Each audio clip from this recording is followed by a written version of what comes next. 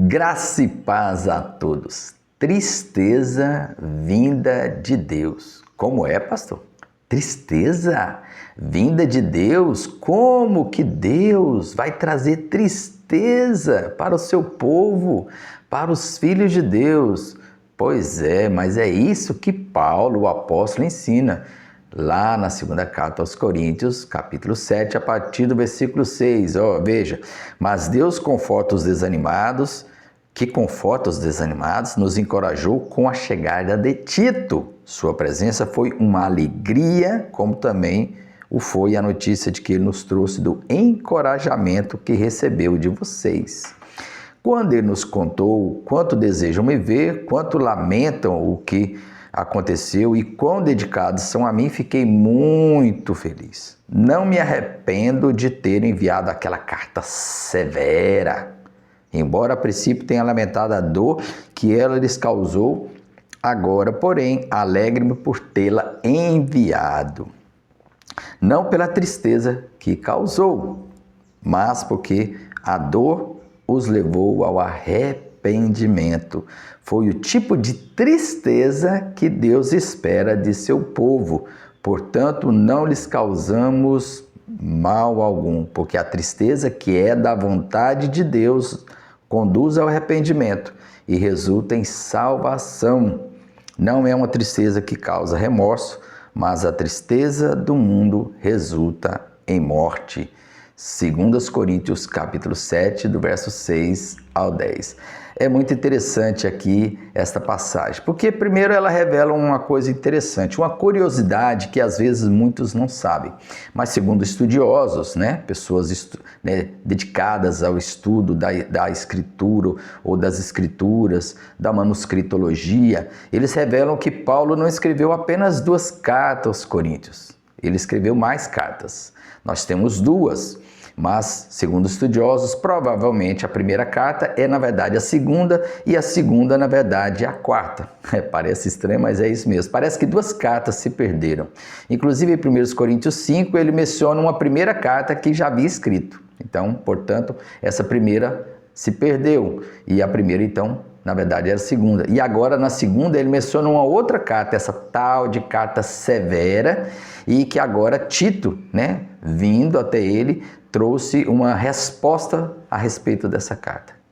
Então, nós podemos ter esse entendimento e chegar a essa conclusão, segundo estudiosos, que Paulo escreveu 4 cartas, mas Deus, em sua infinita sabedoria, permitiu que 2 cartas fossem preservadas e hoje essas 2 cartas são conhecidas como 1ª e 2 Coríntios, e as demais acabaram se perdendo. Alguns até defendem que aqui no capítulo 10 a 13 de 2 Coríntios encontra-se parte dessa terceira carta que Paulo menciona aqui no capítulo 7. Essa carta severa, em que Paulo escreve de forma dura a respeito dos problemas da igreja de Corinto. Mas independente dessas questões que podemos dizer técnicas, questão de 1ª, 2ª, 3ª ou 4ª carta, o mais importante é a mensagem que Paulo traz aqui. Qual que é o foco de Paulo aqui?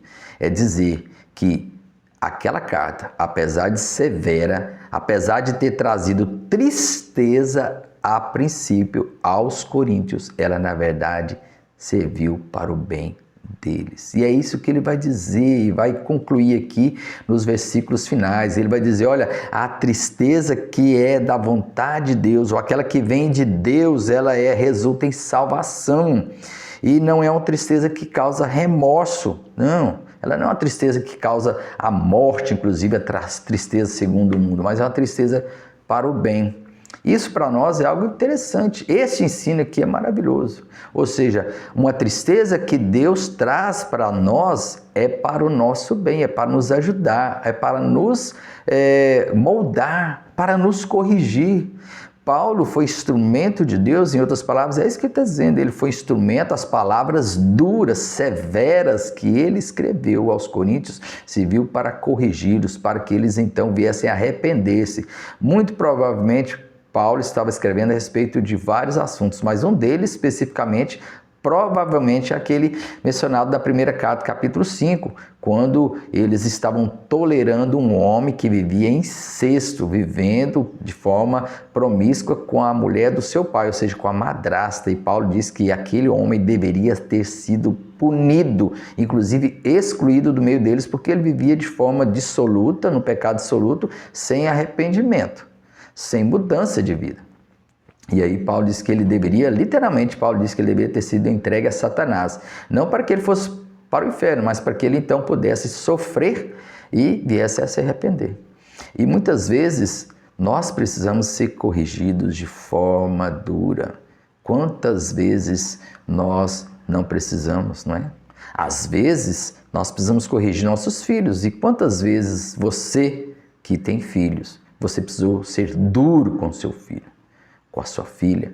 Você precisou ser realmente rigoroso na maneira de tratar o erro deles.